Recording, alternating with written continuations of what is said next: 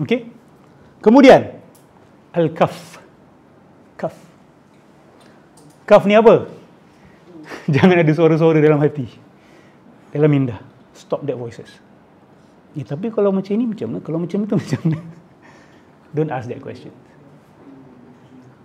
Tapi Ustaz zaman ni kan, tu saya kata, jangan pula awak ambil ni 100%, oh kita kena ikut 100%. No, you have to understand your context macam mana.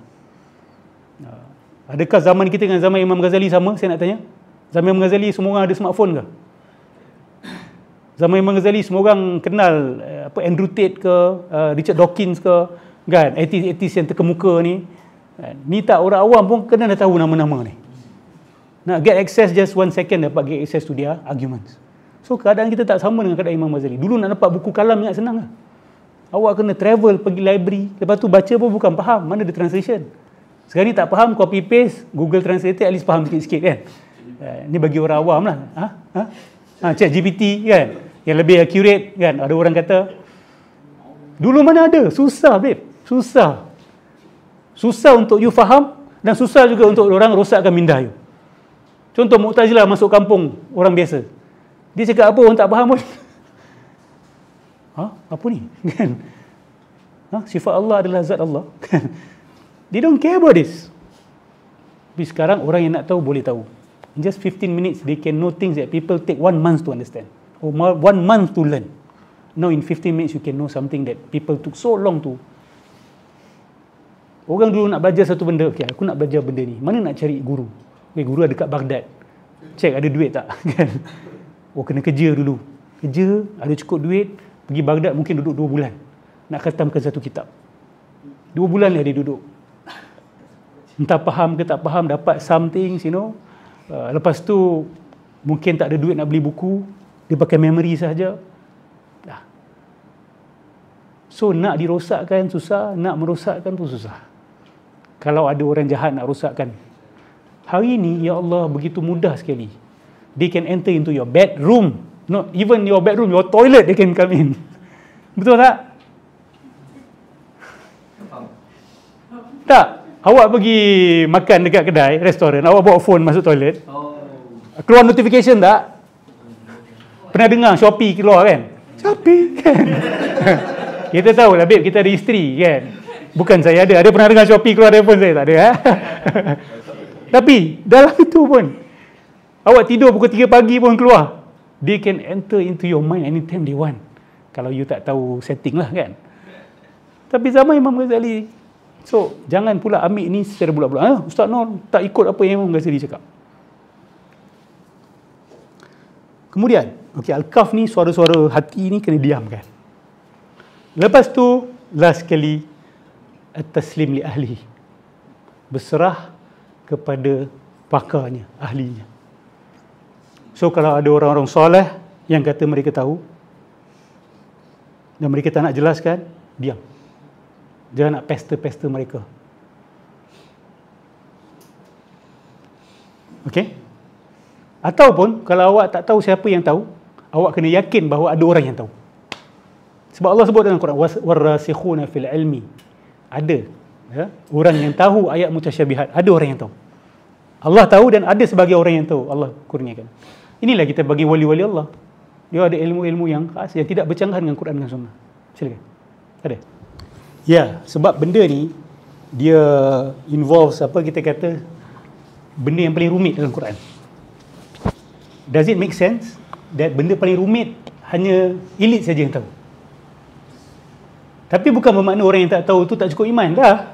Your basic requirement as a Muslim dah settle dah. Cuma ada darajat. Kan Allah kata ada darajat. Yarfa'illahu alladhina amanu walladhina minkum walladhina utul ilma darajat. Kan? Allah Subhanahu Wa Taala mengangkat orang yang beriman dan diberikan ilmu. Utul ilma, nampak? Diberikan ilmu. Beberapa darajat. Tu Imam Ghazali banyak kali tekankan benda ni. Dia kata manusia tak semua sama, dia kata. Kita mutawafid darajat, jauh. Ada orang emas. Allah memang cipta dia emas. Kualiti dia lain. Ada orang cipta dia adalah tanah saja. Ataupun minerals yang biasa. Dia macam garam. Dia biasa-biasa saja. Tapi bukan bermakna dia lebih hina di mata Allah, tak semestinya. Sebab kalau dia garam, keperluan dia untuk selamat adalah berdasarkan level garam. Kalau dia emas, level dia perlu untuk selamat juga adalah level emas. So itu keadilan Allah di situ. Tapi an-nasu ma'adin, Nabi kita. Manusia ni macam minerals. Khiyarukum fil jahiliyati khiyarukum fil Islam. The best amongst you in jahiliyah will be also the best amongst you in Islam. That means ada manusia ni dia memang ada quality macam tu. Dekat mana pun letak dia bagus. Dia ada bidang apa pun dia akan bagus. So an-nasu ma'adin. Lepas dia masuk Islam pun dia akan jadi ketua. Waktu kafir dia ketua, waktu dia masuk Islam pun dia akan jadi ketua. Macam Sayyidina Umar, macam Khalid bin Walid, kan? Dia orang ni mineral-mineral yang tinggi level dia. So manusia ni darajat, manusia ni berbeza Allah jadikan. Dan kita redha di mana Allah letakkan kita. Kan? Kita redha dengan Allah Subhanahu Wa Taala, bersesuaian dengan keadaan kita. Yang penting chances untuk kita selamat di dunia dan akhirat sudah ditunjukkan jalan, sama ada kita nak buat ataupun tidak, dan kita tak sibuk untuk kenapa Allah tak jadikan aku macam tu, atau Allah tak jadikan, kita tak sibuk buat benda macam tu. Dalam surah Ali Imran kan Allah cerita, huwallazi anzala 'alaikal kitaba minhu ayatun muhkamat hunna ummul kitab. Allah kata, Allah yang turunkan Al-Quran kepada kita, kepada Nabi SAW, di antaranya adalah ayat muhkamat, ayat yang jelas. Itu adalah the crux of this book, Allah kata. That means you want to understand the Quran, go to ayat muhkamat, don't go to ayat mutasyabihat. Ayat muhkamat ni lah asas dia. Macam syahadah, qul huwallahu ahad, ni semua orang faham. Itu the core of the Quran. Wa ukhur mutasyabihat, dan selainnya adalah mutasyabih. Ulama kita jelaskan kenapa dia bagi mutasyabihat. Sebab yang ini macam yang ini, tapi dia bukan macam yang ini. Dia bukan exactly, dia ada kemacaman, dia ada kesamaran dekat situ.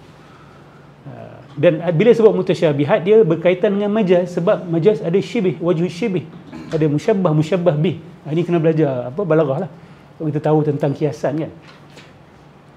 So ada sebut syibih dekat situ, ada persamaan, ada okey. Fa amal ladzina fi qulubihim zayg, ini kena faham betul-betul. Allah kata mereka yang dalam hati dia ada sengit sikit, hati sengit, okey, fayattabi'una ma tashabaha minhu ibtigha' al-fitnati wa ibtigha' ta'wili. Dia akan suka cenderung kepada benda yang sama ni,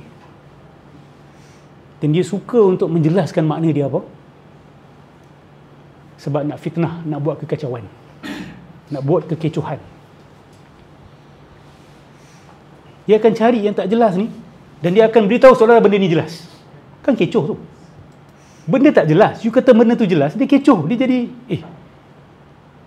patut fokus kepada perkara yang jelas. So ada sebahagian pihak dia akan buat, dia ada sengit pada jiwa dia. Wa ma ya'lamu ta'wilahu illallah, hakikatnya yang tahu maksud dia hanyalah Allah, warasikhuna fil ilmi, dan orang-orang yang dalam ilmu dia. Dan apa mereka akan kata? Amanna bihi kullu min indi rabbina, kami beriman dengannya, semua datang daripada Tuhan kami. Wa ma yadhakkaru illa ulul albab, itu lagi elit punya ayat kat last tu. Tidaklah benar-benar mengambil pengajaran atau memahaminya kecuali mereka-mereka yang tergolong dalam ulul albab. Ulul albab ni siapa? The elites of the Muslims. They have extra knowledge, they are closer to Allah, dia orang ada jiwa yang hidup, lub dia hidup. Ulul albab ni orang yang memiliki hati yang hidup. Beautiful verse. 7. Ni ayat penting ni, ya.